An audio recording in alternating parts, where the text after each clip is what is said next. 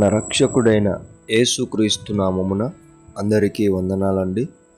ఈరోజు దేవుని మాటలు కీర్తనల గ్రంథము 133వ అధ్యాయము 1వ వచనము. సహోదరులు ఐక్యత కలిగి నివసించుట ఎంత మేలు, ఎంత మనోహరము. ప్రియ దేవుని బిడ్డలారా, ఈ రోజుల్లో మనం గమనించినట్లయితే చాలామంది అన్నదమ్ములు కానీ, అక్క చెల్లెళ్ళు కానీ, సహోదరులు ఏమైపోతున్నారు? కొట్లాడుకుంటున్నారు, దూరం అయిపోతుంటున్నారు, చంపుకుంటున్నారు, వివాదాలతో కూడిన జీవితం జీవిస్తూ ఉంటున్నారు.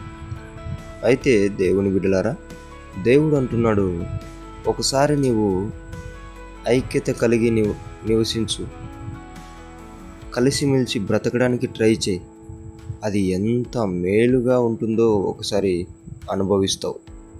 ఎంత మనోహరంగా ఉంటుందో నీవు రుచి చూస్తావు. అన్నదమ్ములు కలిసి ఉండడం అనేది, అక్క చెల్లెళ్ళు కలిసి ఉండడం అనేది చాలా ప్రాముఖ్యం.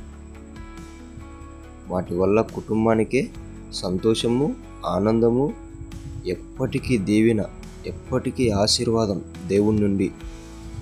కాబట్టి ప్రియ దేవుని బిడ్డలారా, సహోదరులుగా ఎవరైతే ఉంటున్నారో వారందరూ కూడా ఇంతవరకు తమ్మునితో కానీ, అన్నతో కానీ, చెల్లితో కానీ, అక్కతో కానీ వివాదాలు ఉంటే అన్నీ మర్చిపోయి దేవుడు చెప్పిన విధంగా కలిసి మెలిసి బ్రతికినట్లయితే దేవుడు నిన్ను ఈ క్షణము నుండే తాకి నిన్ను ఆశీర్వదించునుగాక.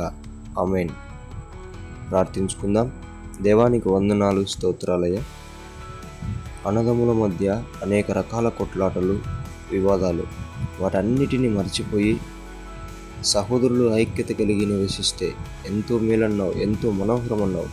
ఆ విధంగా బ్రతకడానికి మాకందరికీ జ్ఞానమును, సమాధానమును కలగజేయమని యేసు నామములో ప్రార్థిస్తున్నాం తండ్రి. ఆమేన్.